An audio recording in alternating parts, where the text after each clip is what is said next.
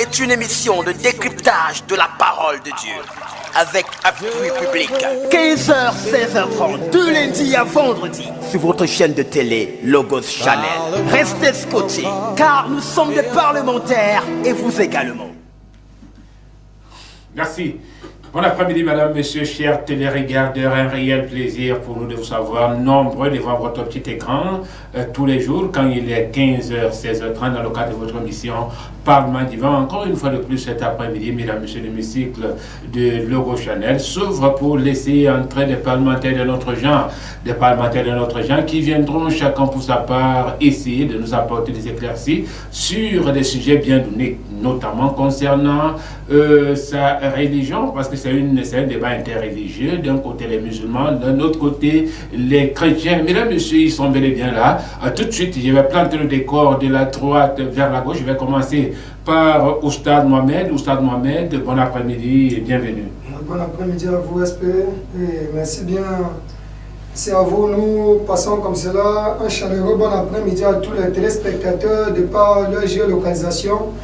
Particulièrement comme cela, nous passons comme cela le salam particulier à notre mentor Oustaz Diané depuis la Côte d'Ivoire qui venait à peine de rentrer du pèlerinage. Oui, ok. D'accord, merci. Merci Oustaz Mohamed. Oustaz Moussa, bon après-midi.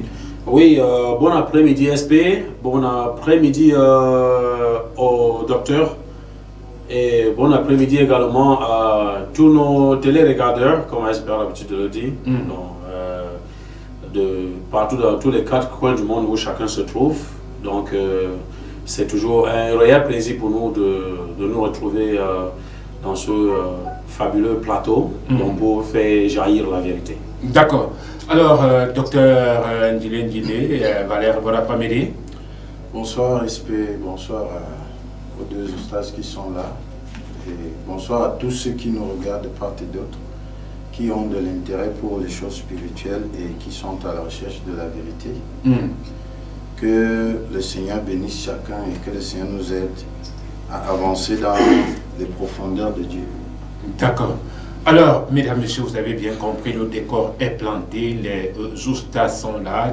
Oustas, c'est-à-dire qu'en d'autres termes, dans le langage clair, ce sont tous trois des docteurs.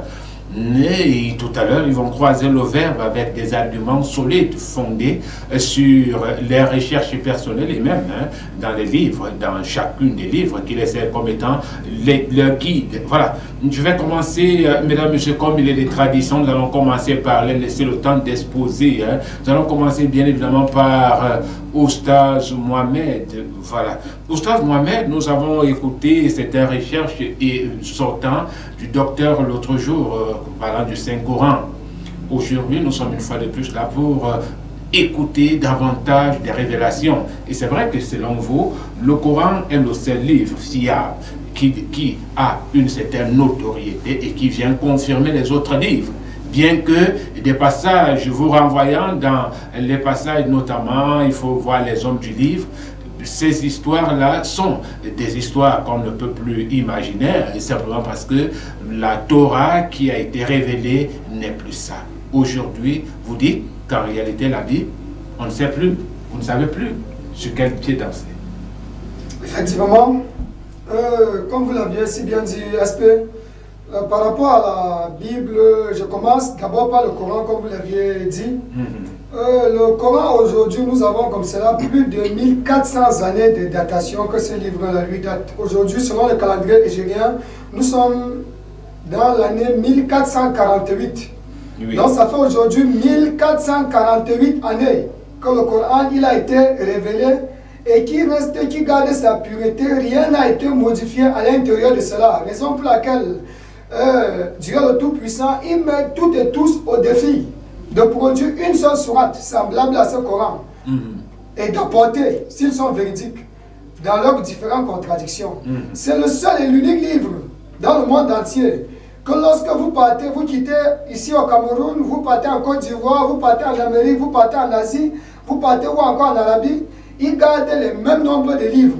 Nous n'avons pas un Coran révisé, nous n'avons pas un Coran qui porte un certain nombre de chapitres, un peu plus, et c'est le seul et l'unique livre que lorsque nous allons dire Coran, vous allez entrer dans lui, vous allez voir le nom Coran à l'intérieur de lui.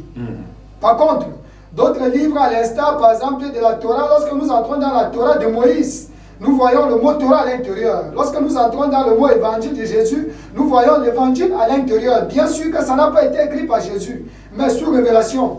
Que lorsque nous entrons dans les psaumes de David, nous voyons les psaumes à l'intérieur. Pourquoi exactement, si nous prétendons que la Bible est un livre révélé, nous n'allons pas entrer à l'intérieur et voir le mot Bible dedans, comme le Coran? Lorsque nous entrons dans le Coran, Sourate 20 à partir du verset 113, nous avons là écrit clairement, nous avons fait descendre un livre, nous avons révélé un Coran en arabe, afin de multiplier les menaces, afin d'inciter les gens à être pieux. Donc nous voyons là le mot Coran sorti dans le Coran en lui-même. Et lorsque nous sortons de là, nous voyons aussi que c'est l'unique livre que le prophète Muhammad, bien sûr qu'il a été ni lettré, ni savait ni lire ni écrire, il avait comme cela 4 scribes auprès de lui. Et il faut rappeler l'histoire de la révélation, comment la révélation se passe. La révélation peut se passer à action directe, ça veut dire Dieu lui parle et puis son prophète il écoute. Ça c'est une forme de révélation. La révélation peut se passer par l'intermédiaire de l'ange Gabriel. Donc Dieu lui envoie l'ange qui va venir passer le message à son prophète. C'est une autre forme de révélation. Et Dieu peut aussi écrire directement le livre et puis il fait directement descendre. Comme l'exemple de la Torah, les lois, les 10 commandements qui ont été écrits directement et c'est arrivé. Et pour le cas du prophète Muhammad, celui l'appelle Israël de Dieu, il a fait du recours aux 2 formes de révélation. La première qui était celle, premièrement, qui était envoyée comme si était celle d'envoyer l'ange Gabriel, l'archange Gabriel, qui venait l'amener les versets révélés de la part du Tout-Puissant qui est Allah subhanahu wa ta'ala. Et aussi, Allah subhanahu wa ta'ala, hormis de cela, il lui aussi parlait directement sur un endroit très élevé, au-delà des 7 cieux qu'on appelle Sidratul Muntaha. Allah lui a parlé directement. Et ça, c'est la révélation directe. Donc, il parle, tu écoutes. Là, l'ange Gabriel n'était plus là à ce moment-là. Donc, nous voyons là que les 2 formes de révélation, il a fait recours à cela. Et d'ailleurs, il faut rappeler que s'il faut bel et bien se poser la question, comment est-ce qu'un homme illettré qui n'est jamais sorti de la péninsule arabique, il n'est jamais sorti du sol de la péninsule arabique, il n'a jamais appris chez les juifs, il n'a jamais appris chez les chrétiens, il n'a jamais eu un maître qui lui a enseigné, même écrit son propre nom, il ne connaît pas écrire. L'exemple en a été que pendant le pacte de Hudaybiyah, un pacte que les musulmans, un traité que les musulmans avaient signé avec les non-musulmans, un traité de paix. Et tout partait à l'encontre des musulmans. Les scribes qui étaient auprès du prophète, à l'instar d'Ali ibn Abi Talib, Ibn Masoud, Abdel ibn Masoud, ainsi que consort, le prophète a demandé à Ali ibn Abi Talib, il lui a demandé de signer. Et puis Ali lui a dit à Rasulallah, on dit toi tu n'es pas le messager d'Allah, tu me demandes de signer. Si moi je ne te croyais pas en tant que messager d'Allah, j'allais signer. Mais comme je te crois en tant que messager d'Allah et au messager d'Allah, je ne peux pas signer. Regardons comment ce qui se passe avec le prophète. Il dit, montre-moi où est-ce que je dois signer. Prends ma main, tu poses où je dois signer. Ça veut dire que lui, il a dit, il ne sait pas lire. Si ça veut dire qu'il ne devait pas demander, montre-moi où je vais signer. Et on lui a montré, il a signé. Comment est-ce qu'un homme aussi illettré de cette carrure, lui, il a pu composer un livre dans lequel les données mathématiques, les données scientifiques, les données géographiques, les données géologiques, ainsi même que comment est-ce qu'on peut déterminer la position lorsqu'on est en pleine mer. Le Coran nous dit comment ça se passe. En plein désert, comment déterminer la position, comment connaître le sud, l'est, l'ouest. Le Coran nous dit comment ça se passe. Et tout récemment, nous avons par exemple Maurice Bucaille, que nous tous nous connaissons ici, monsieur le français Maurice Bucaille, qui était comme ça un grand chercheur, un grand archéologue chercheur. Il a été comme cela mis, il était celui qui devait faire les recherches sur le corps du pharaon d'Égypte. Lorsqu'il a découvert le corps du pharaon d'Égypte, il a dit, oh, j'ai fait une découverte jamais connue par personne. Et les musulmans l'ont interpellé, ils ont dit, non, monsieur, le Coran avait déjà fait mention de cela, Sourate 10, verset 93.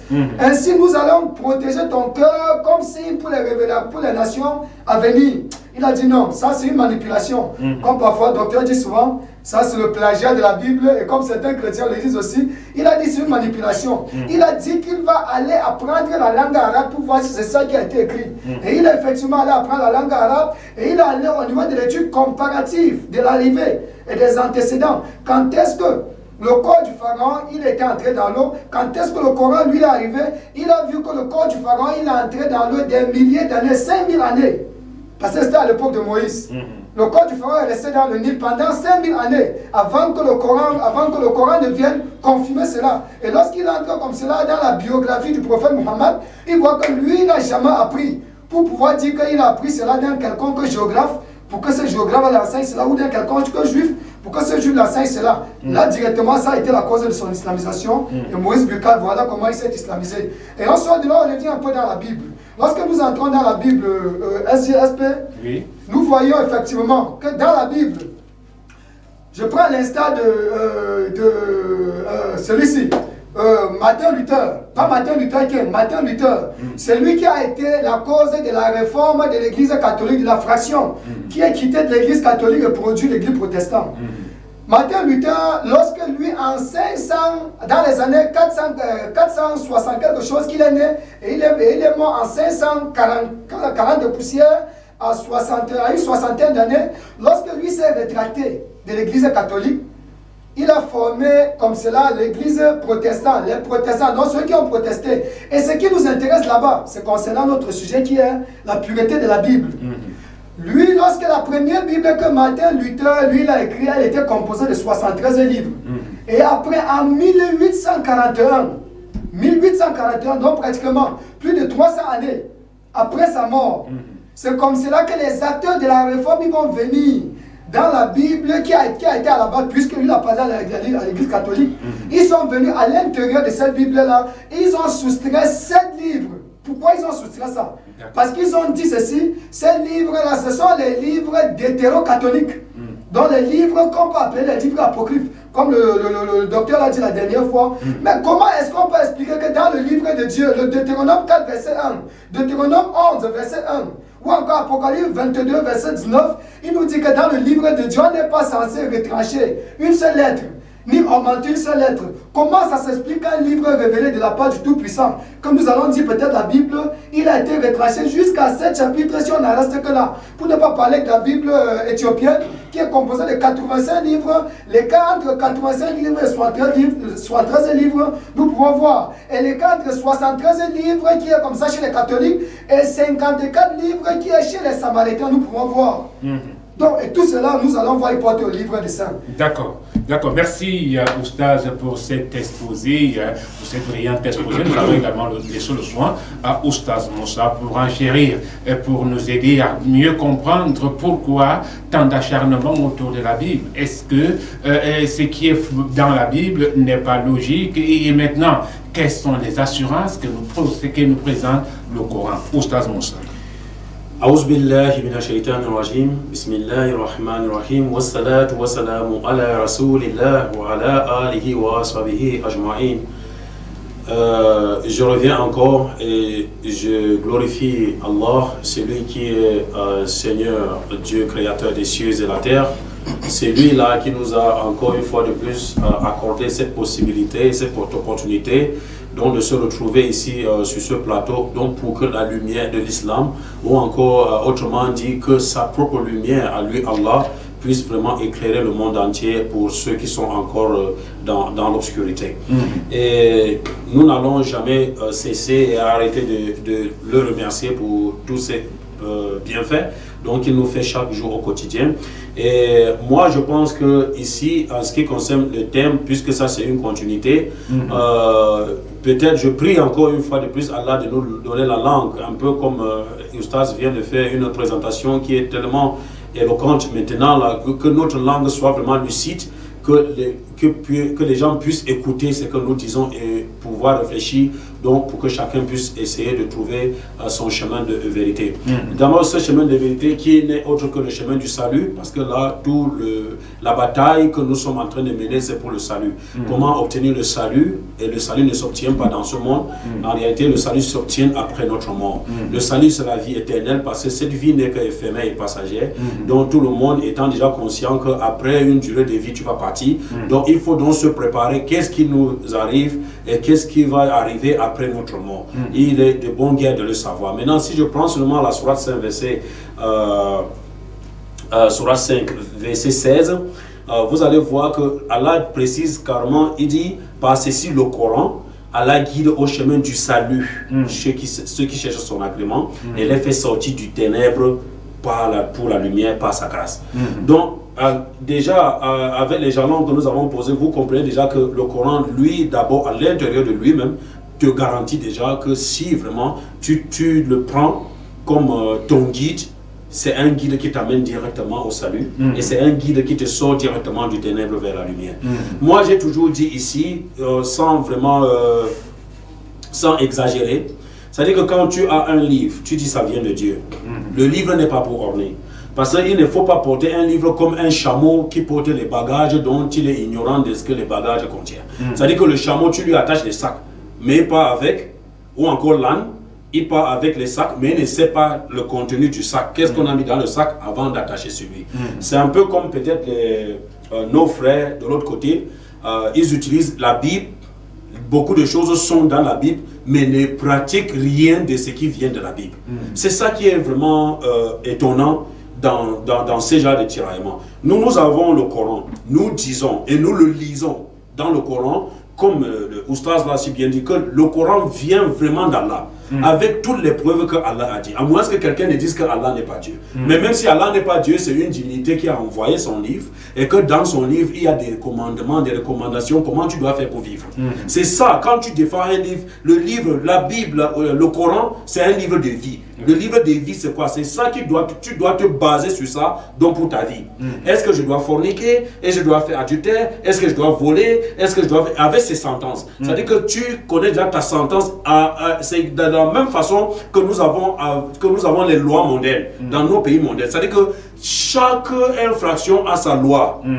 Donc, ça veut dire que chacun connaît déjà ce qui peut lui arriver s'il commet tel genre d'infraction. Si nous, les humains, si nous avons fixé nos lois avec nos sentences, est-ce que ça va dépasser l'Éternel? Est-ce que l'Éternel nous a juste fabriqués et nous jetés comme ça pour qu'on fasse ce qu'on veut? J'ai dit non. L'Éternel n'est pas comme ça. C'est-à-dire qu'il y a une loi qu'on doit respecter. Et la loi là, c'est quoi? Tu ne peux pas dialoguer directement avec Dieu. Il y a un livre. Il t'a envoyé un livre sur lequel tu dois te baser. Nous, les musulmans, moi je vais vous dire, c'est dans le Coran, nous faisons la prière 5 fois par jour. C'est dans le Coran, nous faisons le ramadan, le jeûne, c'est dans le Coran.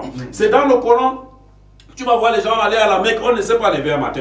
C'est dans le Coran, tu vas voir le vendredi, nous partons à la mosquée. C'est dans le Coran, tu vas voir l'habillement des femmes et des hommes. Dans le Coran, il nous est dit, tu ne dois pas porter ton habit qui doit être traîné par terre, et la femme doit se voiler. C'est dans le Coran, il nous est interdit de boire l'alcool. C'est dans le Coran, il nous est interdit de manger le porc. Et les musulmans le respectent. C'est-à-dire que, comparativement à la Bible, les mêmes interdictions et les mêmes, c'est-à-dire que le blâmable et le convenable que tu trouves dans le Coran, ça se trouve dans la Bible. Mais ça me surprend. Dans la Bible, il est interdit de boire le vin. Mais les chrétiens, la meilleure boisson pour eux, c'est le vin. Dans la Bible, il est interdit de manger le porc. Mais la meilleure viande chez les chrétiens, c'est le porc. Dans la Bible, il est dit que la femme doit se voiler. Mais les femmes ne se voilent pas. C'est-à-dire que tout ce que je vous dis là, ils portent ça dans la Bible, mais ils ne font rien de ça. Mais ils disent que ça vient de Dieu. Comment tu peux utiliser un document qui vient de Dieu et tu ne respectes pas le Dieu là? Tu ne respectes pas le commandement de Dieu là, si ça vient de Dieu. C'est-à-dire que le livre de Dieu, c'est un guide. Ça doit te guider. Avant de faire n'importe quoi, tu dois te poser la question, qu'est-ce que la Bible a dit? Mais vous prenez que prendre les deux exemples. Montrez-moi dans la Bible là où il est dit d'aller à l'église le dimanche pour prier. Si on va me montrer, le dimanche. C'est-à-dire que les gens se lèvent un matin, chacun fait ce qu'il veut, mais il va protéger la Bible. Montrez-moi dans la Bible là où la fête du 25 décembre, c'est écrit dans la Bible. Où ça existe? Qui a donc créé tout ça? Donc voilà autant de choses. Les gens portent un document avec des contenus, mais c'est-à-dire que ne faisant absolument rien, ne pratiquant rien de ce qui vient de ce contenu-là, je vous dis la vérité. Mais nous, quand on dit que le Coran c'est un livre de vie, voyez tout autour de vous, dans tout le monde entier, comment les musulmans se comportent. C'est-à-dire que 95% du comportement du musulman vient du Coran. Ça vient du Coran. Parce que le musulman, il n'est pas seulement abandonné à lui-même. Le musulman, avant de faire quoi que ce soit, il se pose la question. Qu'est-ce que Allah a dit? Qu'est-ce que le prophète a dit par rapport? Nous épousons des femmes jusqu'à 4 femmes. Ce n'est pas que le musulman s'est levé un matin, on nous a autorisé de faire cela. Voilà là où vous devez faire les vraies comparaisons. C'est-à-dire que quand ça vient de Dieu. Et de deux, la dernière fois j'ai dit ici là au pasteur, nous avons un Coran qui a été révélé à un prophète qui parlait la langue arabe. bien que le Coran c'est pour l'univers, bien que le prophète est pour l'univers, selon le même Coran. Mais il est révélé au prophète parce que la langue du prophète était l'arabe. Le prophète ne peut pas être un arabe et la révélation lui fait en anglais ou en français. Il va comprendre ça comment. La révélation est toujours avec la langue du prophète. Et maintenant, quand la révélation vient maintenant, là, nous profitons donc maintenant des traductions. Et maintenant, la traduction étant dans la trahison de l'original, nous avons dans la langue de la révélation à côté. C'est-à-dire que le Coran a l'arabe, la langue avec laquelle ça a été révélé à côté, et la traduction à côté. La traduction, quelqu'un peut traduire, utiliser les termes qu'il veut n'importe comment. C'est-à-dire que si, il peut m'oublier. C'est-à-dire que s'il y a un problème dans la traduction, refais-toi la source. Qu'est-ce que la source a dit? Comparativement à la Bible, vous avez la Bible tout en anglais. Il y a eu pas un prophète en anglais. Vous avez la Bible tout en français. Il n'y a pas eu un prophète en français. Les gens qui ont donc traduit tout ça, porté tout sans la langue de révélation à côté là, quel est le taux de confiance que vous leur faites? Donc ils ne peuvent pas faire les erreurs, qu'ils ne peuvent pas retrancher ou qu'ils ne peuvent pas ajouter dans cette traduction-là. Non! Vous pensez que les musulmans sont bêtes d'avoir Allah, ou bien Allah, ou bien les gens, ou bien le prophète. Il est bête de sauvegarder. Il pouvait faire confiance à ses scribes. Il pouvait faire confiance à ses compagnons pour dire que non, eux ils peuvent traduire tel que je l'ai dit. Mais non. La confiance n'exclut pas la méfiance. On se méfie en sauvegardant la langue de révélation de côté, quitte à ce qu'on préserve cela comme c'est arrivé. Comme l'oustaz a dit Deutéronome 4, verset 1 à 2, il ne faut pas enlever, il ne faut pas ajouter dans la parole de Dieu. Donc c'est pour cela que, déjà au départ, il y a ambigu, il y a problème. Tant que tu as déjà un livre, tu dis ça vient de Dieu en français. Déjà, soyons d'accord, il n'y a pas eu un prophète en français. Qui a donc pris sur lui de traduire tous les livres là en français sans la révélation, c'est-à-dire que sans la souche sur laquelle il s'est basé pour faire cette traduction-là? Qui a fait ça? Quel est donc le taux de danger? Quel est le taux de confiance qu'on a fait à ces gens-là en portant un livre là avec aucune référence avec la langue, c'est-à-dire de révélation à côté? Et de deux, vous dites que la Bible vient de Dieu.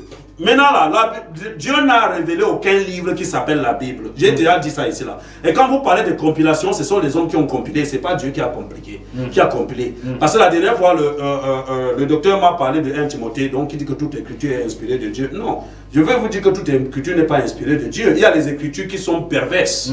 Mais que ce n'est pas Dieu qui a inspiré d'écrire ça. Si j'écris maintenant que je vais tuer ma mère demain, c'est Dieu qui a dit d'écrire ça comme ça. Toute écriture n'est pas inspirée de Dieu. Non, arrêtez ça. Et de trois, le pasteur a dit la dernière fois qu'il y aurait d'autres versions de Coran. Wallahi, nous sommes sur un plateau ici de télé où tout le monde entier ils sont en train de nous regarder. Que le pasteur apporte un autre Coran, il pose là, je pose celui-ci là, il ouvre, j'ouvre pour voir s'il y a une contradiction quelque part. Il dit quel que soit là où c'est qu'il apporte. Mais nous ici sur ce plateau, là, je vous mets au défi que si je sors une Bible ici là sur moi avec votre Bible, ça sera différent. Bien que ce soit en français. Donc c'est ça, quelque chose qui vient de Dieu. Et il y a des contradictions dans la Bible graves. Quand je dis grave, grave. Que ici, la plus, c'est la dernière journée, on va présenter ça ici, on va voir si c'est contradiction, puis c'est pas contradiction, si Dieu peut se contredire, quoi. Merci. Merci, Oustaz Moussa, pour cet autre exposé. Maintenant, nous laissons le soin au docteur, pendant son exposé, de nous dire, de nous montrer bien fondé, et ce qui capacite même le croyant à être focus sur la Bible. Ok, je voudrais vraiment profiter de cette opportunité pour célébrer Dieu et aussi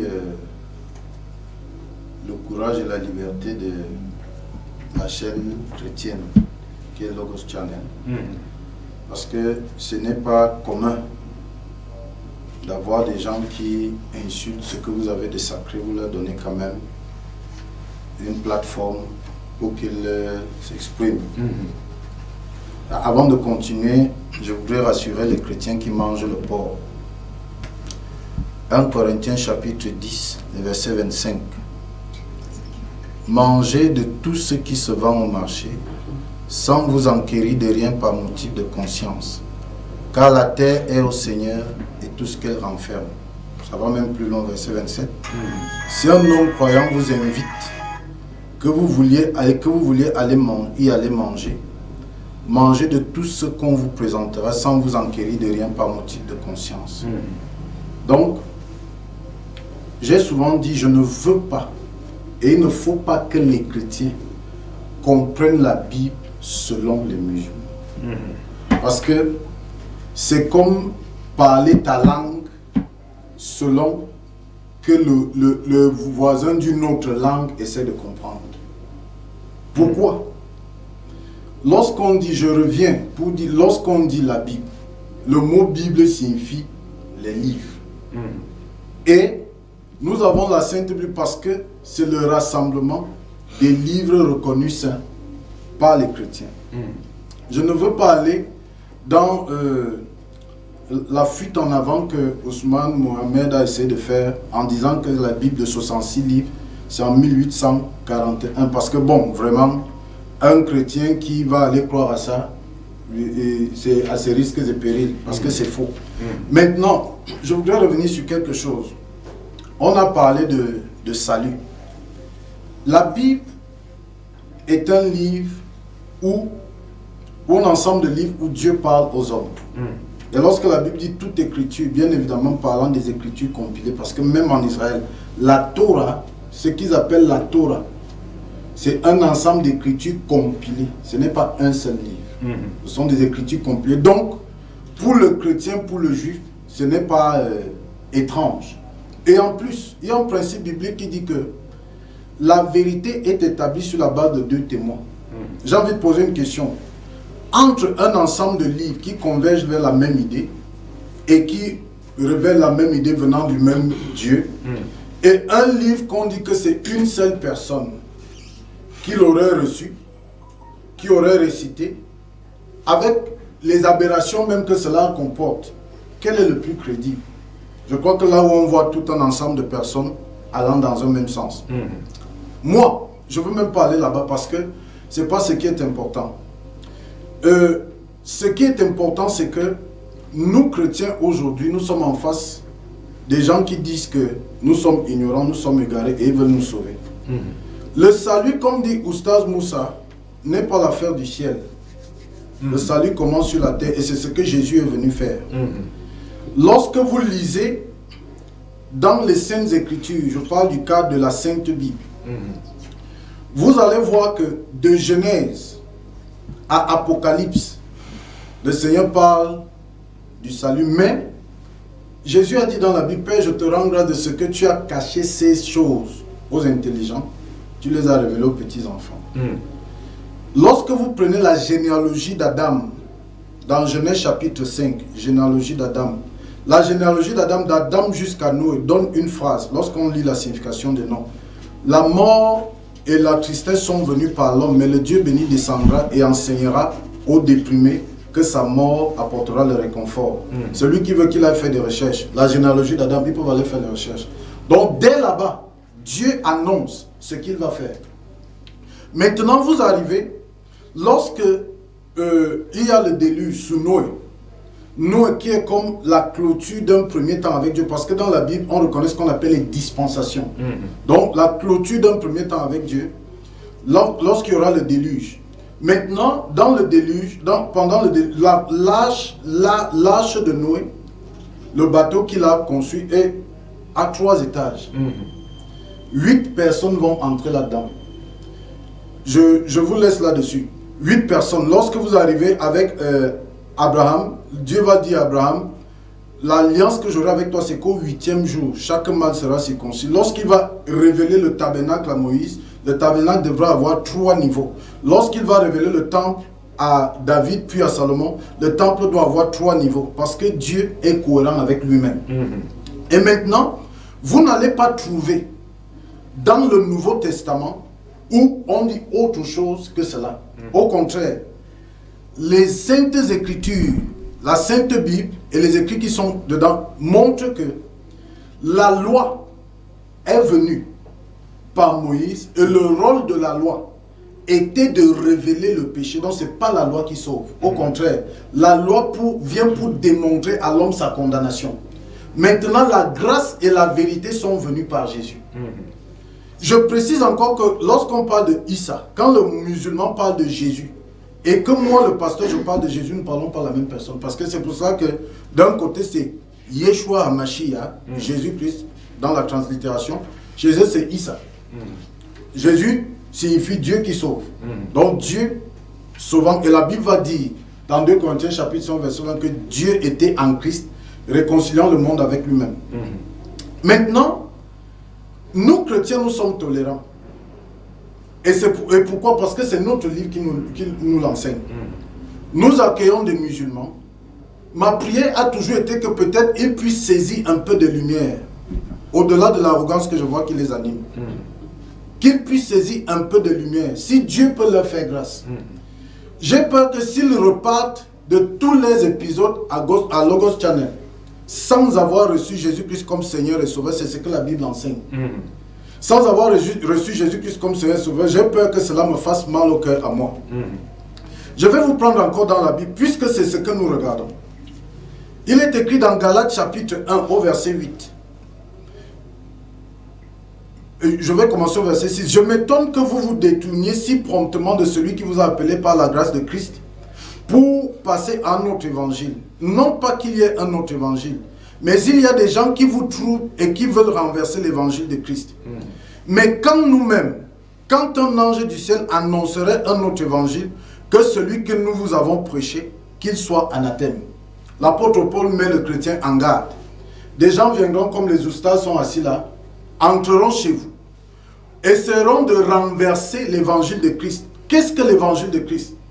L'évangile de Christ dit que Dieu a créé l'homme et a soumis tous les hommes au péché. C'est Dieu qui l'a fait. Et a réservé un jour où il va faire grâce à tous les hommes. Ce que je vous dis là, ce n'est pas la création du docteur Valère, c'est ce que la Bible dit dans Romains chapitre 11, verset 32. La Bible dit, car Dieu a renfermé tous les hommes dans la désobéissance pour faire miséricorde à tous. Le verset 33 dit, ô profondeur de la richesse, de la sagesse et de la science de Dieu, que ses jugements sont insondables et ses voies incompréhensibles. Car qui a connu la pensée du Seigneur, qui a été son conseiller? Donc, c'est Dieu. Et Dieu a réservé un temps où Dieu lui-même allait venir résoudre le problème. Parce que ce que la Bible enseigne, c'est que lorsque les hommes, étant dans leur nature, sont loin de Dieu, Dieu est venu pour mettre à leur portée sa vie. C'est pour cela que Jésus, commençant à prêcher dans Matthieu chapitre 4, verset 17, dit « Répentez-vous, car le royaume des cieux s'est approché de vous. » Le royaume étant ainsi un système de vie, un mode de fonctionnement. Donc, c'est ce que la Bible enseigne comme évangile. C'est ça l'évangile. Dieu parmi les hommes, en train de sauver les hommes. Et si quelqu'un vient chez vous, peu importe ce qu'il dit, et qu'il apporte autre chose que ce message, c'est un loup dans la bergerie. C'est un voyou qui essaie de vous détourner du Seigneur pour vous mettre dans l'erreur. Maintenant, si on en vient à la Bible et au Coran, ce n'est pas moi qui dis que le Coran est le plagiat. Déjà que je ne l'ai pas encore dit sur ce plateau. Eux-mêmes sont allés faire certainement leurs recherches, ont trouvé que certains disent que le Coran est le plagiat de la Bible. Parce que le Coran qui est censé confirmer la Bible, non pas les versets. Et je voudrais vous dire, les oustas sont là, qu'ils donnent un seul verset d'une seule sourate coranique qui dit que la Torah et l'évangile ont été falsifiés. Oui, je leur laisse la latitude. Ils vont ouvrir là où Allah a dit que les évangiles ont été falsifiés. Mais par contre, dans le Coran, sourate 15, versets 90 et 91, Allah met en garde contre les gens qui ont falsifié. Pas qui vont. Il dit qui ont découpé le Coran. Oui, falsifier le Coran. Oui. Et je voudrais dire autre chose encore. Soyons sérieux. Ils ont dit eux-mêmes, j'étais pas là-bas, que Muhammad était un illettré. Ça veut dire qu'il n'écrivait pas. Parce que même signer ne pouvait pas. Ça ne veut pas dire qu'il avait des illuminations de temps en temps pour écrire. Il disait, j'ai reçu la révélation. Voici ce qu'on m'a dit. Il commençait à réciter et les scribes écrivaient. Je leur laisse encore la latitude de prouver que je dis faux. Les scribes écrivaient. Maintenant, d'autres n'étaient même pas écrits. C'était juste récité. C'est pour cela que quand Muhammad meurt, vu que les récitateurs allaient aussi en guerre et mouraient en grand nombre, on a dit il faut prendre le soin d'établir le Coran, c'est-à-dire d'écrire. Et lorsqu'ils ont écrit, il y avait au moins 4 recensions différentes du Coran. Il y a la recension qui est reconnue comme celle des chiites, celle du gendre de Muhammad, le premier imam des chiites, le compagnon Ali. Dans cette recension, il y a 2 sourates en plus. La sourate Alaf, quelque chose comme je ne sais pas prononcer, mais on peut faire les recherches. J'ai même la vidéo de ça. La sourate Alaf et la sourate a quelque chose là-bas. 2 sourates qui ne sont pas dans la recension d'Othman. Parce que le Coran qu'ils ont, et je tiens à préciser que le Coran qu'ils tiennent là, sa correction et sa lisibilité sont finies en 1924. On l'appelle le Codex égyptien. Le Coran qu'ils ont là, c'est lui le plus répandu dans le monde. Et ce Coran-là n'est pas... Si vous allez au Sud-Soudan, là-bas, on lit le Coran d'Ouri, qui a des contradictions textuelles dans les pronoms, dans les phrases, avec le Coran qu'ils ont en main. S'ils veulent qu'ils aillent faire des recherches. Et actuellement, dans le monde, il y a 26 versions de Coran qui se contredisent. S'ils veulent, il y a la dame, Atuntash, qui est une turque musulmane, qui arrive au Maroc et qui dit « Je veux un Coran ». On lui dit « Vous voulez quelle version ?» Elle se retrouve en face d'une pléthore de versions. 26 versions différentes de Coran. Lorsqu'elle prend, essaie de comparer, elle se rend compte qu'il y a des contradictions. Je reviens dessus pour exposer ce mensonge au milieu de nous les chrétiens. C'est-à-dire, il y a des manuscrits de la mosquée de Sanaa. Je prends les propos de l'un de leurs érudits, Dr Ali Chabir. Ils peuvent aller faire des recherches. Qui reconnaît que les manuscrits de Sanaa ont des divergences, plusieurs, on a dénombré jusqu'à près de 700, avec le Coran actuel. Ce n'est pas, moi je n'ai pas besoin de ça. C'est parce qu'ils sont venus attaquer la Bible. Et je voudrais dire quelque chose. La Bible qui est une compilation est bien imitée par le Coran qui lui-même est une compilation. Pourquoi? Le calife Othman a brûlé 31 Corans. Brûlé pourquoi? Parce que ces Corans n'allaient pas dans le même sens que ce qu'ils voulaient. Parce que là, il faut qu'ils le reconnaissent. Le Coran qu'ils ont en main, c'est la volonté d'Othman. Il y a le Coran, il a prononcé le nom de l'un des compagnons, c'est vous qui avez prononcé ce nom, je pense Ibn Ben Masoul ou quelque chose comme ça. Dans ce Coran-là, par contre, il est reconnu que la sourate 1, la sourate 113 et 114 ne font pas partie du Coran de Muhammad. Que la sourate 1 et les 2 dernières sourates sont des prières de Muhammad. Ce n'étaient pas des révélations de Gabriel, de Djibril, parce qu'il ne veut pas appeler Gabriel. Ce n'était pas les révélations de Djibril. Ça, c'est pour eux. Parce que moi, le chrétien, ça ne me sert à rien. Mais lorsqu'ils viennent, animés par un esprit de mensonge, et qu'ils présentent un livre, ils disent celui-ci, 1400 ans. Je voudrais dire, en 1400 ans, le Coran a subi beaucoup de modifications parce que c'est jusqu'au 4e siècle, 4e et 5e siècle après Muhammad, donc de l'islam, qu'on va, et ce sont les sources musulmanes qui le disent, qu'on va s'arrêter pour dire il faut une recension officielle du Coran. On va se détenir. C'est pour cela que jusqu'aujourd'hui, lorsqu'ils font la phrase qu'on répète, s'il vous plaît, la phrase qu'on répète pour devenir musulman, la shahada. Il y a la shahada des sunnites qui s'arrête à Muhammad, le messager d'Allah. Et la shahada des chiites qui, après le messager d'Allah, ajoute que Ali est son calife ou quelque chose comme ça. Vous voyez un peu. 2 shahadas différentes, c'est pas moi qui dis, parce que moi je ne fais pas de shahada.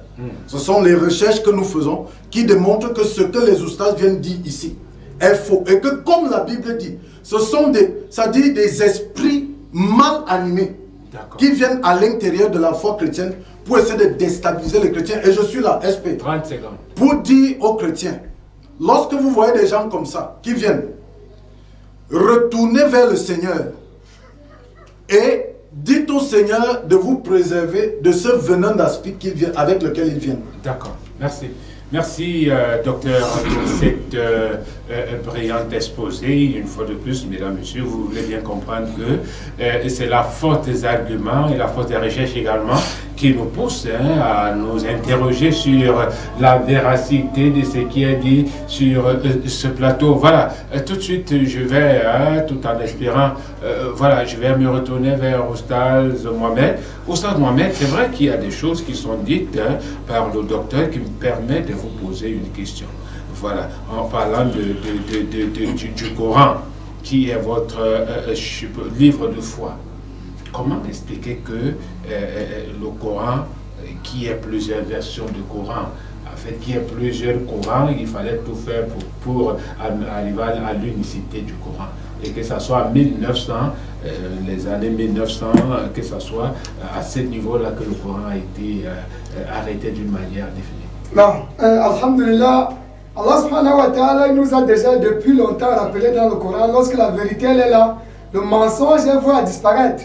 La chose la plus facile, chers téléspectateurs, chers téléregardeurs, comme le SPA si bien l'habitude de le dire, c'est de prononcer un mensonge. Mais le plus difficile, c'est de le soutenir.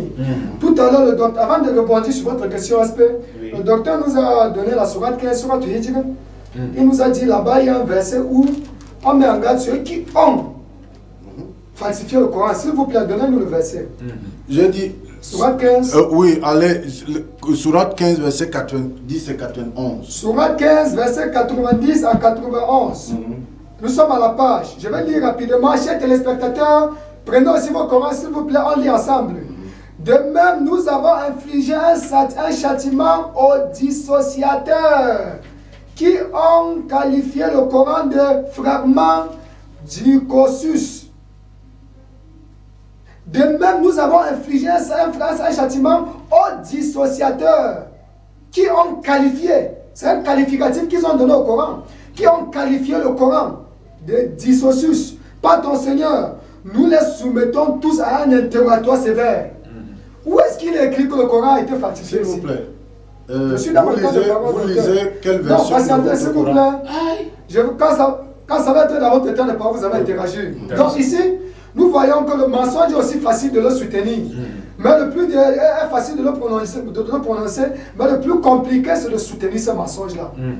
Le mensonge, Jésus nous a mis en garde, il nous a dit, nous connaîtrons le mensonge, et ce mensonge est censé nous affranchir. Nous connaîtrons la vérité, merci, nous connaîtrons la vérité.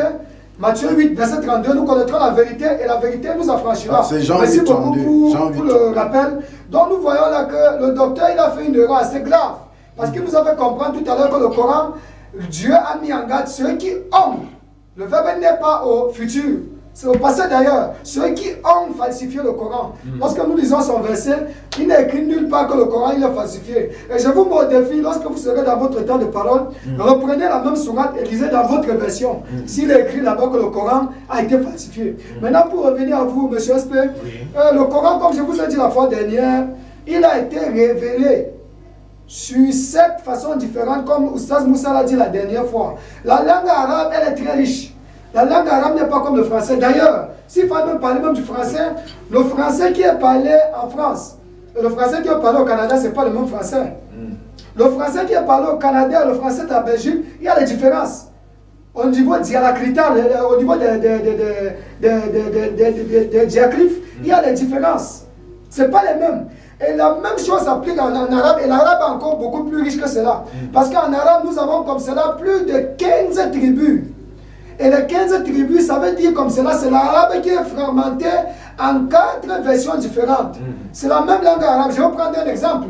Pour moi, par exemple, qui suis Bamileke, Bamileke du côté de l'ouest, Bouddha particulièrement, lorsqu'on arrive chez les Bouddhas, là-bas, nous sommes dans le Baboutos. Mais dans le Baboutos, on a les Babadjou qui parlent le dialecte. On a les Bangang qui parlent le dialecte, on a les Babété qui parlent le dialecte, mais tout ça on appelle tout ça Bouddha. Et c'est la même chose aussi qui se passe avec l'arabe. Donc eux tous, on appelle tout cela la langue arabe, mais il y a comme cela les différences au niveau des prononciations. Si je comprends bien, il fallait trouver une prononciation, en fait un lexical qui sied à tout le monde, c'est ça que vous voulez nous dire. Ok, un lexical qui sied à tout le monde, dont le fond reste pareil. Puisque le fond à la base, il a été révélé en arabe, et la langue commune sur laquelle il a été mis sur écrit, ça c'est la langue koréchite, qui est la langue de révélation, qui est la langue du prophète Mohammed, tu l'appelles le salut de Dieu. Et vous allez toutefois sans toutefois me contredire sur cet angle, monsieur le SP. Moi, je pose juste les questions. Ah, ok, merci beaucoup. Excusez-moi, je m'adresse plutôt au docteur. Sans qu'il ne me contredise sur cela, chaque prophète, lorsqu'il lui révèle un livre, il lui révèle en sa langue. Jésus, il a reçu l'évangile, pas les évangiles, l'évangile en araméen, pas en hébreu. Parce que Jésus ne parlait pas hébreu, il parlait araméen. Il a reçu l'évangile en hébreu, en araméen. Moïse, il a reçu la Torah en hébreu, puisque lui, il était un hébreu, il était un juif. Et Muhammad, alayhi salatu wa salam, il vient recevoir le Coran en arabe. Et le Coran doit venir dans la langue de sa tribu qui est koréchite. C'est pour cette raison-là que le Coran, il a 7 versions différentes. Et toutes les 7 versions, le message de foi reste le même. Comme j'ai pris l'exemple la dernière fois, celui par exemple qui veut lire une sourate. Je vais prendre l'exemple, par exemple, sourate Duha, celui qui lit cela dit wa Duha wa layli iza saja, ça c'est le Hafs. Et celui qui va lire cela en Warash, il va dire wa Duha. Par contre, celui qui va dire le Hafs, il va dire wa Duha. Au lieu de dire wa layli iza saja, il va dire wa layli iza sajay. C'est la même chose en arabe. Aucune différence. Et c'est ça que nous appelons les versions de lecture.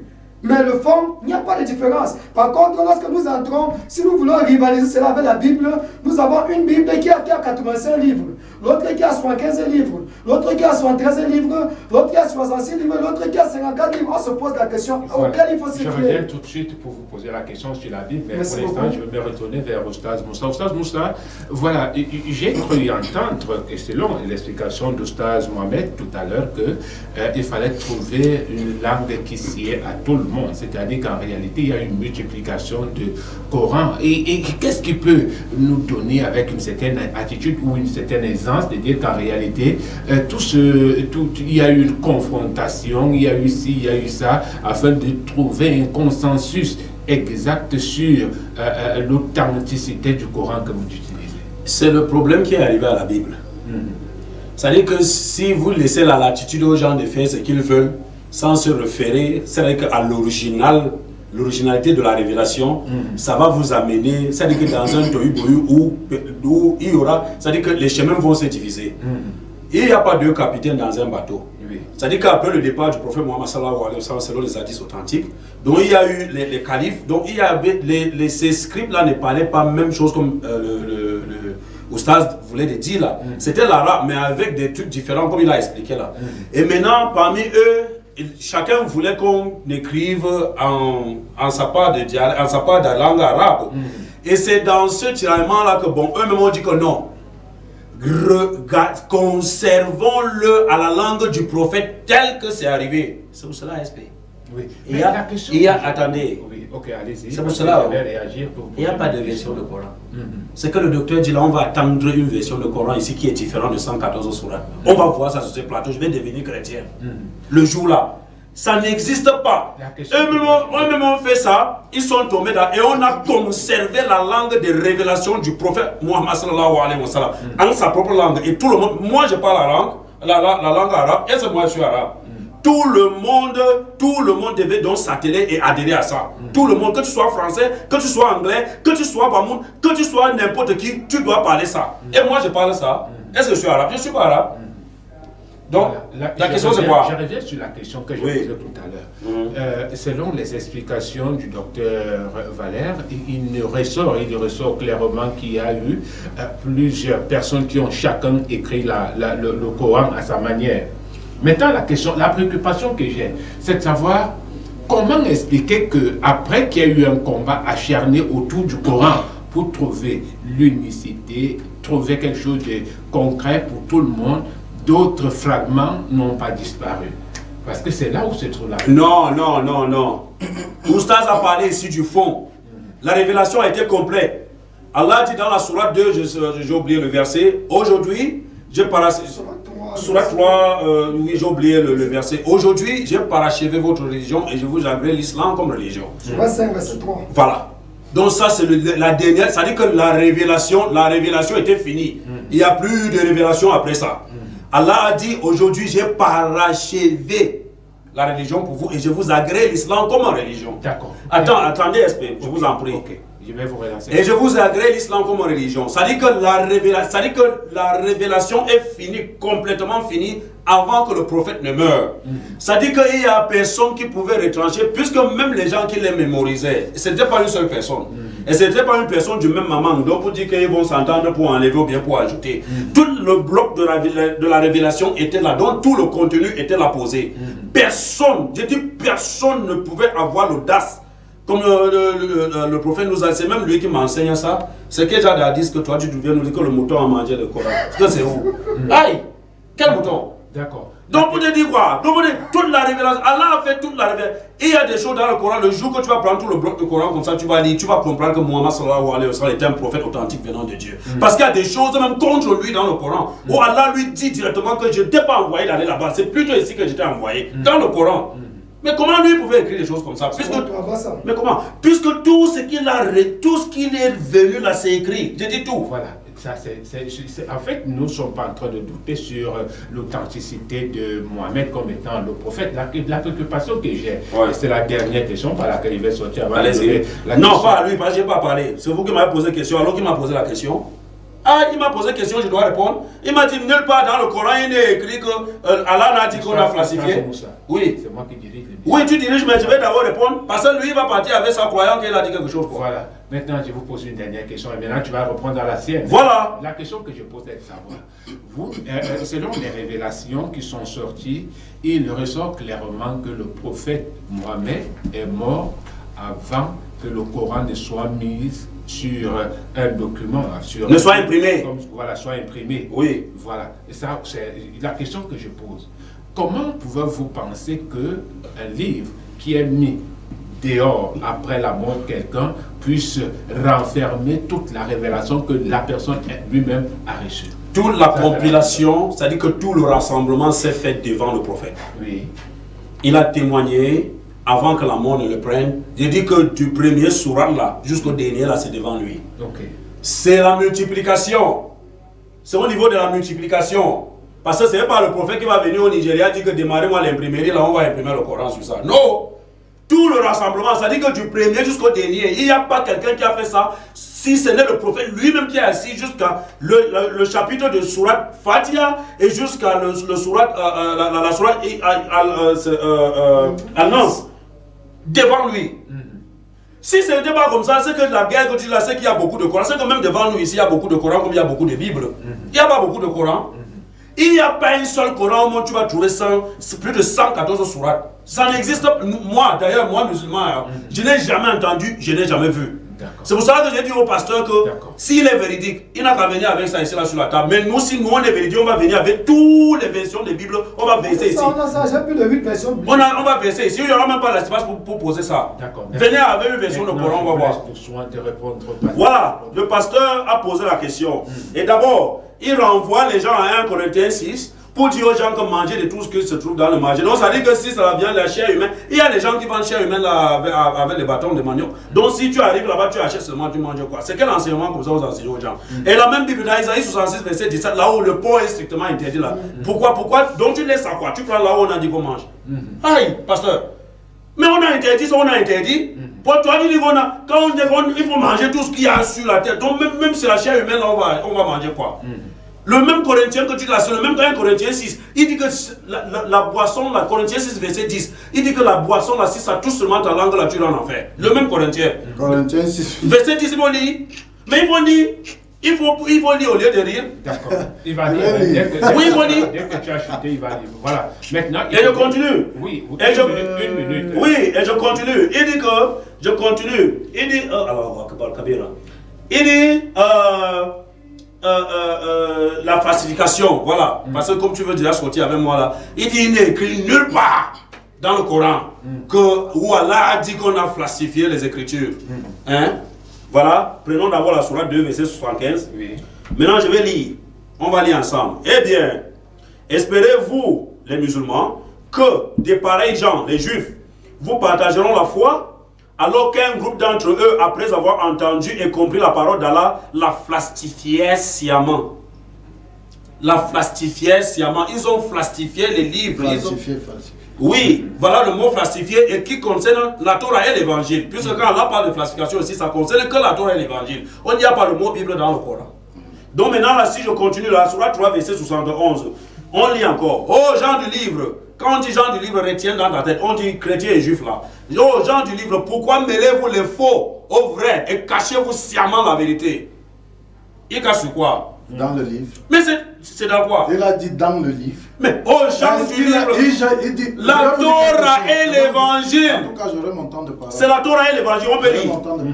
J'espère qu'il Attendez. dans cette émission. Attendez, attends. Attendez. Non, c'est moi qui donne la parole. Ok, maintenant là, je vais continuer à 69 pour que tu comprennes. Oui. Une partie des gens du livre auraient bien voulu vous égarer. Or, ils n'égarent qu'eux-mêmes et ils n'en sont pas conscients. Ô gens du livre, pourquoi ne croyez-vous pas au verset dans le Coran, cependant que vous êtes témoins? D'accord, merci. Merci. Nous allons nous arrêter là. On va revenir tout à l'heure sur la suite. La question que je vais poser au docteur. Voilà, docteur, vous nous avez donné quelques fragments du Coran après vos recherches. Disant, il y a eu ci dans le Coran, il y a eu ça dans le Coran, il y a eu ça dans le Coran. Mais maintenant, la question que moi je vais vous poser, c'est concernant la Bible.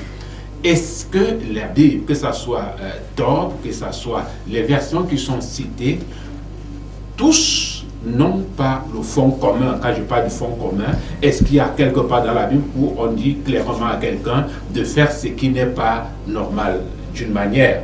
C'est la question qu'il faut poser aux musulmans parce que ils sont...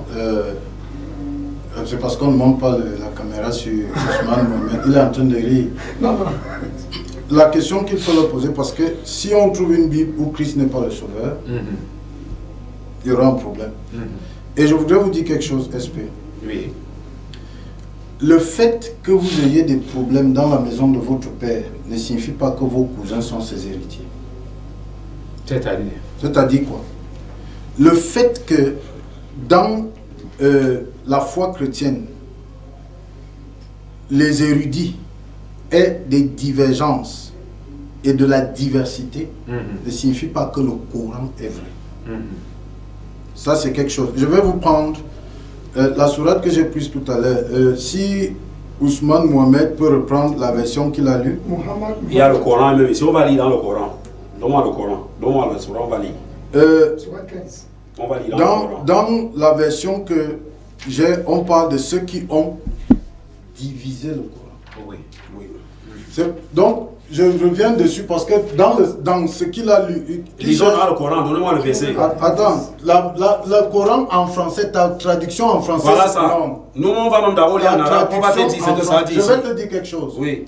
L'arabe que tu tiens est le codex égyptien dont la formation est finie en 1924. Va faire les recherches.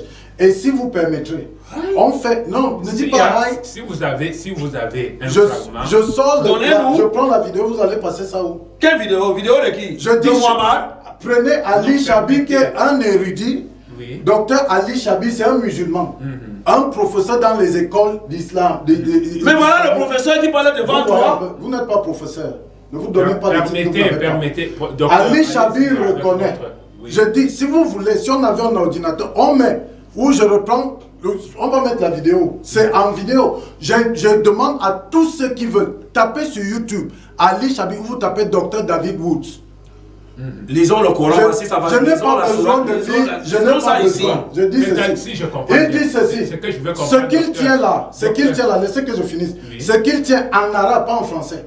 Ce qu'il tient en arabe est ce qu'on appelle le codex égyptien. Il dit, c'est le plus répandu, mais plusieurs musulmans, et il a bien fait de reconnaître son ignorance.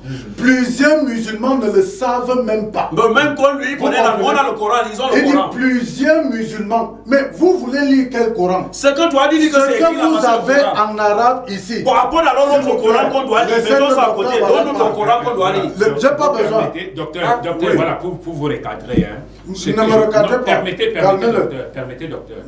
Pour revenir à ce que vous êtes en train de dire, je voudrais avoir des précisions. Le Coran que vous avez lu, c'est dans le Coran sur lequel s'appuyait l'origine Est-ce que c'est pas le même Coran qui est posé sur la table? Ça, c'est une question. Ce n'est pas le même. Donnez même votre version libre. Ouais. Donne ta version libre, pasteur. Ça vous permettez d'évoluer? Vous permettez alors. Allez-y. Le Coran d'abord, ce qui prouve que ce qu'eux-mêmes ils disent ne tient pas la route. Parce que l'arabe sous lequel le Coran original a été écrit, je vous ai donné une mosquée en Égypte, qu'ils aient fait les recherches, ils sont des musulmans. C'est n'est que des consonnes. Lorsqu'on dit codex égyptien, ça veut dire quoi? Au départ, il n'y avait ni ponctuation, il n'y avait ni point ni virgule. Il n'y avait pas de voyelle. Oui. Maintenant, des gens se sont assis. Et ça a toujours été un consensus interne aux musulmans. C'est-à-dire pour dire, nous allons accepter ceci. On ne peut pas accepter cela. Ça devient le travail de l'homme sur ce qui est censé être la révélation de Dieu. Oui. Donc s'il peut le lire couramment, ce n'est pas qu'il a reçu de Mohamed couramment. Non. Ce sont les érudits musulmans qui lui ont donné ce qu'il lit couramment là. Et c'est eux qui l'ont enseigné. Ce n'est pas qu'il était là quand moi. Je vous dis, je ne suis pas en train d'inventer. Ceux qui nous écoutent peuvent prendre le téléphone et là. Prenez. Mettez seulement codex égyptien du Coran. Vous allez voir, ça se vérifie. Ils disent que je suis en train de mentir, je n'ai pas besoin de ça. Puisque je vous ai dit ici que c'est quand j'ai commencé, parce que moi je ne m'intéressais pas au Coran, parce que je n'ai pas besoin de ça pour être sauvé. Tous les musulmans iront en enfer, les chrétiens iront au ciel. Donc je n'ai pas besoin de ça. Maintenant, et c'est pas moi qui dis, c'est le Coran qui dit. De toutes les façons, puisqu'on a parlé de salut, le Coran leur dit, vous irez, Muhammad, vous irez tous en enfer. Dans le passage, on lit. On échappera. Mais après, nous comment tu enseignes les choses, tu parles les choses avec ta tête, tu dois aucun verset. Oui, maintenant. Vous permettez. Lors du salut, nous allons mettre une thématique sur le salut à la table. Et lorsque nous... écoutez, monsieur le journaliste, nous ne sommes pas ici là pour nous amuser avec les téléspectateurs qu'on dit des choses qui ne tiennent pas. Voilà le Coran, on dit qu'on lit, il dit qu'on ne lit pas. Il dit qu'il y a un autre Coran. Apportez donc votre Coran. Écoutez d'abord, écoutez, voilà. Je sais que je parle, je n'ai pas fini mon temps de parole. Docteur, vous avez encore 3 minutes. Je voudrais qu'on soit assez précis. Vous savez, nous sommes à Mondovision. Ils nous regardent un peu partout, que ce soit en Égypte, en France et j'en passe. Il faudra qu'on soit assez sérieux sur ce que nous sommes en train de dire. Maintenant, vous continuez avec votre musique, tout à l'heure, vous avez donné un passage coranique qui ne cadre pas avec ce qui est sur ce qui est dans le Coran. Je vous ai dit ceci. Maintenant, ce que je veux dire, parce qu'il faudra qu'on évolue, ce que je voudrais savoir, cet érudit musulman qui enseigne à sa part des versions, nous avons bien compris qu'il y a plusieurs versions. Maintenant, nous allons évoluer. Il n'a même pas seulement sa part. C'est un érudit qui dit que, comme vous voyez là, plusieurs musulmans ne savent pas qu'il n'y a pas qu'une seule version de Coran. Je vous ai donné le nom. Je vous ai donné 2 noms ici. Je ne sais pas pourquoi, vous voulez donner l'impression que je divague. Je vous ai donné 2 noms. Mon rôle, c'est non, mais quand vous dites que vous me recadrez, c'est comme si j'avais dit une bêtise. Celui qui veut, nous ne pouvons pas passer des vidéos en direct. Sinon, je vous aurais... Si vous voulez, faites une émission où on vient avec des documents. Je viens avec mon ordinateur, je vous donne, vous passez des vidéos. Je n'ai pas besoin. Aujourd'hui, la technologie a évolué déjà. Même dans Google, tapez Google, montrez-nous les versions. Je n'ai pas besoin de taper, puisque... Regardez mes données. Ou bien donnez-nous votre version. Dans mes recherches, non, vous n'allez pas me couper. Chaque fois qu'il vous coupe pas, moi je vous laisse le soin d'évoluer. Je vous laisse le soin d'évoluer. Docteur, allez-y. Regardez ce que j'ai écrit ici. Docteur Chabi Ali reconnaît qu'il y a divers textes du Coran à travers le monde. Ça, c'est dans mes recherches. Et ce n'est pas parce que Ousmane Moussa, Oustaz Moussa n'était pas au courant que ça devient faux. Je dis ceux qui nous écoutent, musulmans comme chrétiens, c'est un moyen d'enrichir tout le monde. Qu'ils aillent voir. Et maintenant, je reviens sur la même chose. Il dit que j'ai inventé l'histoire selon laquelle, dans les hadiths, Aïcha dit que les versets sur la lapidation et sur l'allaitement des adultes étaient bien dans le Coran du temps de Muhammad. Et maintenant, lorsque le prophète est mort et qu'on était en train de s'occuper de lui, il y avait les feuillets, elle dit, il y avait les feuillets sous mon chevet. le mouton est venu manger. Le docteur David Wood a produit une vidéo à ce sujet qui s'appelle la conspiration du mouton. Que celui qui veut tape sur YouTube, je vous donne, docteur David Wood, vous tapez la conspiration du mouton, vous aurez la vidéo. Il n'a pas créé. Quand c'est notre temps, Ce sont leurs sources musulmanes. Et c'est elle qui dit qu'au temps du prophète, la sourate, je crois 3 ou 33, se récitait avec plus de 200 versets. Aujourd'hui, elle a 73 versets. Pourquoi? Parce qu'une bonne partie a été oubliée. Si on va plus loin, certains, c'est-à-dire, leurs sources musulmanes, les hadiths, c'est parce que je ne peux pas tout citer, disent que certains récitateurs disaient la sourate avait ceci, mais j'ai oublié. C'est-à-dire quelqu'un a oublié. Vous savez, moi je n'ai rien contre le Coran. S'il vous plaît, laissez que je chute. Parce que voilà, docteur. Allez, je n'ai rien contre le Coran. Oui. Parce que le Coran n'est pas mon livre. Le Coran n'est pas le livre du chrétien. Le Coran ne peut pas sauver quelqu'un. Ça ne peut pas sauver un chrétien. Donc je n'ai pas... en fait, ça ne m'intéresserait même pas. Ce qui est là, c'est que lorsque des loups viennent dans la bergerie chrétienne, ils attaquent la Bible. Parce que c'est ça. Et ça dit, je ne m'arrêterai pas de dénoncer ça. C'est ça qu'ils font. Comme l'apôtre Paul a dit, ils viendront parmi vous pour attaquer ceux qui ne sont pas fermes et les emballer. C'est ce qu'ils font. Je vous ai dit, des oustas en Côte d'Ivoire ont dit que Jésus a couché avec 2 femmes. Ils ont dit qu'ils vont citer le verset biblique. Qu'ils aient fait les recherches sur ce que je dis. Je suis pasteur, s'il vous plaît. Je ne mens pas, je ne peux pas mentir, je dis la vérité. Et je vous ai dit tout à l'heure, Sourate chapitre 15, verset 90 à 91. Allah parle à ceux qui sont diviseurs, qui ont subdivisé le Coran pour le rendre léger. C'est pas moi. Le fait, c'est le falsifier. Oustaz Mohamed, moi, je vais vous poser une question. Vous nous avez dit qu'il y a plusieurs versions de la Bible. Je vais commencer par là. Vous avez dit qu'il y a plusieurs versions de la Bible qui se contredisent. La question que je pose, c'est de savoir, est-ce que parmi ces versions de la Bible qui se contredisent, ce que vous avez dit, il y a une version qui ne va pas jusqu'à prôner le salut du lecteur? Jusqu'à prôner le salut, dire, bon voilà, la Bible est là, je prends l'exemple, traduction du second, traduction top, traduction ceci. Est-ce que toutes ces Bibles-là n'ont pas les caractéristiques qui poussent l'homme à vivre selon Dieu? Merci beaucoup, monsieur le modérateur. Je pense que cela, ça démontre comme cela votre grand niveau de sagesse. Et vraiment que Dieu augmente cela, car ça c'est une question très bien posée. Mais au sorti, je répondrai à votre question. Je reviens un peu avec le docteur. Tout à l'heure, il nous a parlé du docteur, il a dit c'est Islam Choubi, c'est qui? Moi, je n'ai pas bien mémorisé le nom. Mais écoutez, l'affaire de Dieu, ce n'est pas un individu qui s'élève lorsqu'il a bien bouffé de la nourriture, il est content, il s'est bien amusé avec ses femmes, et puis il va prononcer ce qu'il veut. Ce qu'il est en train de vouloir nous amener là, c'est que Paul a fait aujourd'hui le christianisme. Paul, je vous ai dit la fois dernière qu'à titre d'exemple, il y a 13. Le Nouveau Testament, il est composé de 27 livres. Et parmi les 27 livres, Paul à lui seul, il a 13 là-bas dedans. Dans les 13 que Paul a à lui seul, il y a 4 qu'on a de façon canoniquement affréntée à Paul. Et le reste, ça reste douteux. Parce qu'on se dit que c'est plutôt les disciples de Paul qui l'ont écrit. Pourtant, on a emprunté cela à lui. Et il y a un chapitre là-bas qu'on ne connaît jusqu'à aujourd'hui. Les érudits de la Bible ne connaissent pas l'auteur. Et je mets tout le monde à défi. Épître aux Hébreux. On ne connaît pas qui est l'auteur de l'Épître aux Hébreux.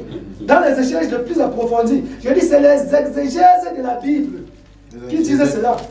Ils ne connaissent pas qui est le véritable l'auteur de l'Épître aux Hébreux. Parce qu'on essaie d'emprunter ça pour dire non. Il se peut que l'Épître aux Hébreux, ça soit plutôt un traité que Paul a signé. Mais cela ne peut pas attribuer cela comme un livre venant de lui. Mais quand on a emprunté, on a dit, on a mis ça dans le livre saint. Donc nous ne pourrons pas se baser sur une simple base d'un certain monsieur qui a fait une vidéo. Pardon? Oui, un certain monsieur qui a fait une vidéo. Et puis lui, il prononce à Mondovision qu'il y a plusieurs versions du Coran.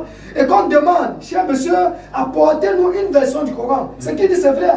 On a vu un fragment, puisque Ali En passant déjà, il faudrait bien qu'on restitue un peu l'histoire même de la révélation du Coran. Oui. Pendant 23 années, le Coran, il est révélé 6236 versets pendant le vent du prophète Muhammad. 36 versets. Oui. Pendant le vent du prophète Muhammad, parmi lesquels il y a un verset qui est le plus long, qui remplit toute une page du Coran. Le verset de la dette. Ça se trouve dans la Sourate 2.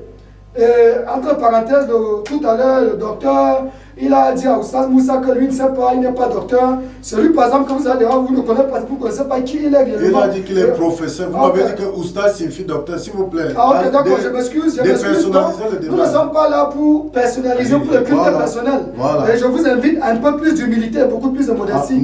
N'entrons pas dans les cultes des personnalités. Tu es qui. Donc, ici. Écoutez, je vous arrête. Ce n'était pas l'affaire de tu es qui.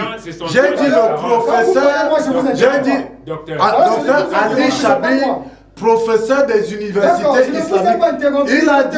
Il a dit, voici un professeur qui a dit, vous n'êtes pas professeur.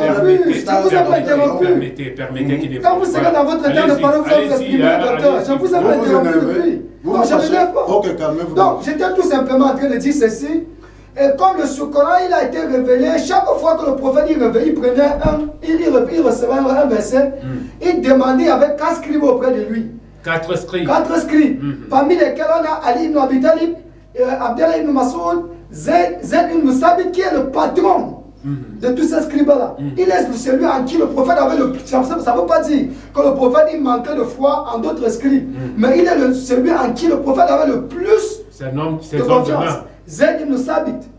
Voilà le scribe. Et lui, son nom va interagir un peu plus tard. Parce que lorsque le prophète il décède à 63 ans. Lorsque lui va décéder, le Coran, il est écrit, les versets du Coran étaient écrits sur les supports variés, sur les pots tannés d'animaux, sur les écorces d'arbres et consorts. À l'époque, puisque lorsqu'il est décédé, c'est Ali Abu Bakr as-Siddiq qui a pris le califat.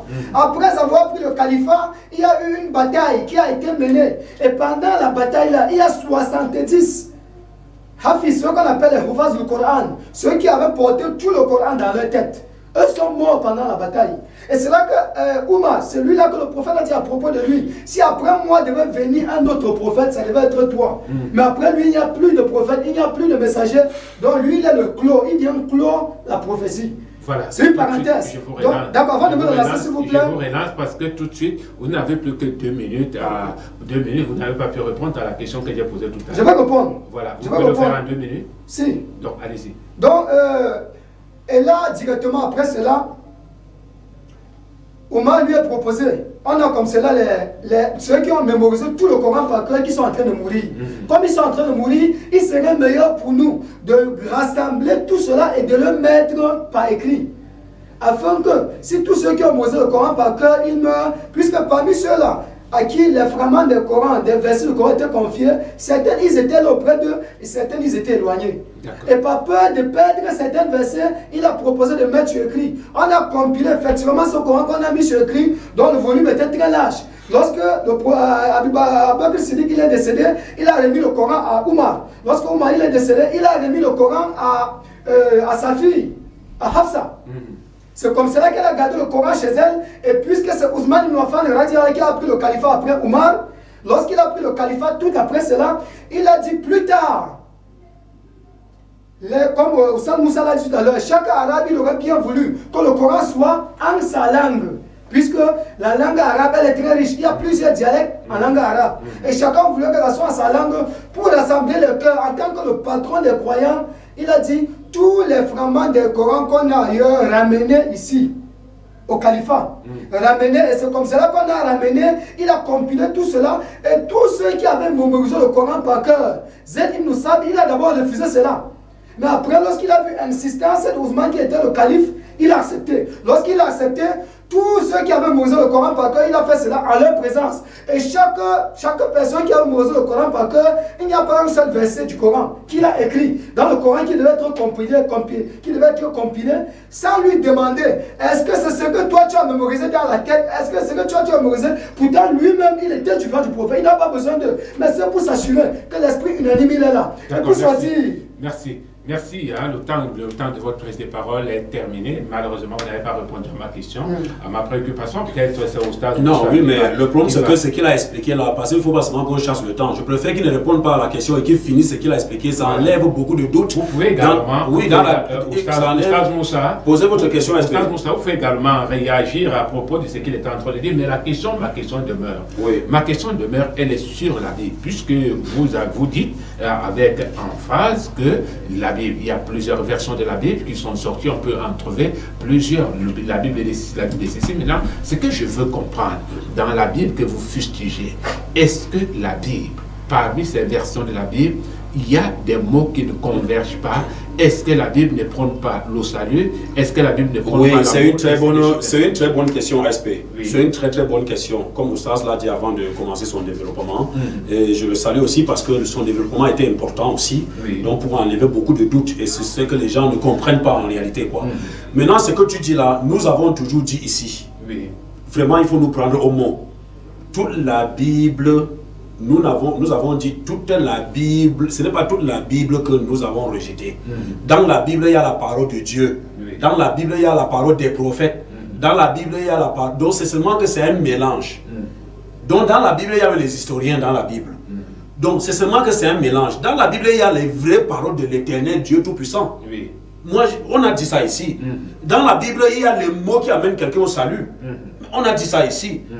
Mais c'est pour cela que quand je suis revenu, j'ai répondu à votre question. Mais maintenant, je peux enchaîner en disant que c'est seulement que ceux-là qui portent la Bible ne savent pas. La question que en fait, j'ai répondu que dans la Bible, il y a la parole de Dieu, il y a la parole des prophètes. Mais là où je vais aller, allez-y. Là où je vais aller, il y a plusieurs versions de la Bible, des Bibles. Vous savez qu'il y a d'autres qui ont 5 chapitres.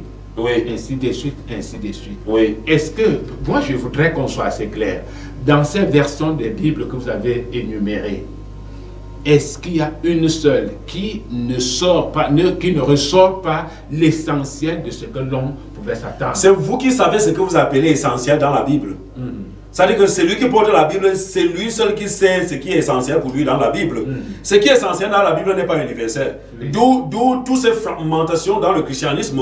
Donc chacun reconnaît ce qui est essentiel pour lui. Parce que si la Bible était un enseignement universel, c'est qu'il n'y aurait pas de divisions qui ne s'entendent pas. Parce que moi je dois vous dire que ici là, le catholique ne prie pas chez le protestant. Le protestant n'entre pas chez le pentecôtiste, le pentecôtiste non plus chez le témoin, Jéhovah, ainsi de suite. Or dans l'islam par exemple, ça c'est juste entre parenthèses, tout musulman de la planète Terre, là où tu trouves une mosquée, tu entres seulement, tu commences à prier. Ça, ce que tu appelles l'essentiel, ça dépend de la congrégation.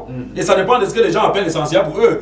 D'ailleurs, la preuve en est, certains disent toujours tirant dans la même Bible, toujours en donnant les versets que Jésus est Dieu. D'autres, toujours dans la même Bible, disent qu'il n'est pas Dieu. Où est l'universalité là-dedans? Oustaz Moussa, si vous me donnez même 30 secondes de votre temps. Allez-y, Oustaz. Est-ce que, s'il faut revenir de façon claire avec réponse à votre question, et j'apprécie beaucoup cette question, nous, le thème du débat, c'est quoi? Entre la Bible et le Coran, quel est le livre révélé? Certes, je prends l'exemple sur moi. Moi, je suis un enseignant, je suis un imam, je suis un prédicateur. Moi, j'ai au moins 2 ou 3 livres que j'ai écrits. Et il y a le 4e qui est en cours d'écriture, je suis en voie de finition. Mais est-ce que ces livres-là, est-ce que ça peut être utile? Ça peut guider l'être humain? Si, puisqu'il y a des enseignements utiles dedans. Mais est-ce que le fait que ça guide quelqu'un, ça peut laisser un livre saint? Non. Vous voyez, si on part sur ce volet, ça vient directement annuler complètement la sainteté de la Bible.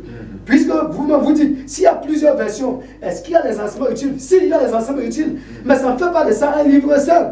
Parce qu'il y a les paroles d'hommes, rien que les érudits chrétiens, ils disent, dans la Bible, j'ai dit les érudits chrétiens, il y a 50 000 erreurs. Ils disent dans la Bible, il y a 50 000 erreurs. Ce n'est que le seul livre dans lequel vous allez voir un homme qui va pratiquer de l'inceste. Et Dieu ne doit pas sanctionner cela avec de la dernière énergie. Vous entrez dans le Coran, quand vous entrez à Surat 26, vous voyez par exemple les prophètes, lorsqu'on parle de l'histoire de Lot, avec l'homosexualité, toujours à la fin Dieu dit, quel est mauvais ce que faisait. Et donc ça veut dire qu'il condamne cela avec la dernière énergie. Nous allons voir le même Lot dans la Bible, il couche avec ses 2 filles. Nous allons voir Jacob, il bagarre avec Dieu, il gagne Dieu. Avec grand D, ce n'est pas Dieu avec petit D. Subhanallah. Dans la même Bible, nous allons voir Judas qui couche avec sa belle-fille, à partir de laquelle vont naître 2 jumeaux. Et c'est de ces 2 jumeaux-là que viendra la descendance de Jésus. Et c'est ce livre-là qu'on va présenter. On va dire c'est le livre saint. Nous disons qu'à l'intérieur, il y a les paroles, c'est révélées de Dieu. puis de l'Éternel. Mais tout cet ensemble-là, ça ne constitue pas un livre saint. Voilà notre dernier mot de sortie. D'accord, c'est-à-dire, parce que vous avez encore juste une minute là, c'est-à-dire à ce niveau, j'ai comme impression qu'il y a des choses qu'il fallait retranscrire tout de suite parce que là, ça ne cadre pas même avec la pensée humaine. C'est ça que vous voulez dire? Non, pour finir, je te coupe pas, Stas, parce que comme il dit qu'il est une minute, là il va couper. Moi, j'aime aller à l'essentiel. Parlement divin, parlement divin. C'est tous les lundis. Ça va se répondre, tu vas nous couper. Parce que nous avons l'essentiel des choses à dire. Moi, j'ai dit toujours ceci. Les gens ont la Bible. Ah oui, ils viennent défendre la Bible. C'est bien beau. Tu fais quoi venant de cette Bible-là dans ta vie? Tu fais quoi? Tout ce que la Bible dit, ils ne font pas. Tout ce que la Bible dit, ils ne font pas. Maintenant, je viens de donner le passage ici où la Bible dit tu ne dois pas manger le porc. Mais pas prendre un autre passage là où il doit manger tout. La Bible dit ne mange pas pour dire qu'il doit manger. Les femmes doivent voiler la tête là. Vous ne voilez pas, ça sort de la Bible. Jésus lui-même priait chaque matin, 5h du matin. 15h, 16h, du lundi à vendredi, Jésus sur votre chaîne de télé, Logos Channel. Restez et ça vous priez. Vous ne priez pas. Jésus faisait le scotché, car nous sommes des parlementaires et vous également. Jésus lui-même a enseigné le monde. Le monde, c'est-à-dire qu'on nécessite. Parlement divin, parlement divin. C'est tous les lundis, mardi, mercredi, jeudi et vendredi sur votre chaîne de télé, Logos Channel. Parlement divin est une émission de décryptage de la parole de Dieu avec appui public. 15h, 16h30, de lundi à vendredi sur votre chaîne de télé, Logos Channel. Restez scotchés, car nous sommes des parlementaires et vous également. On prend les ambitions, ça sort dans la Bible. C'était bon, ça sort dans la Bible. Tout ça là. C'était bon. Non, on a coupé. Aïe. C'est là qu'on peut. Le nom du gars.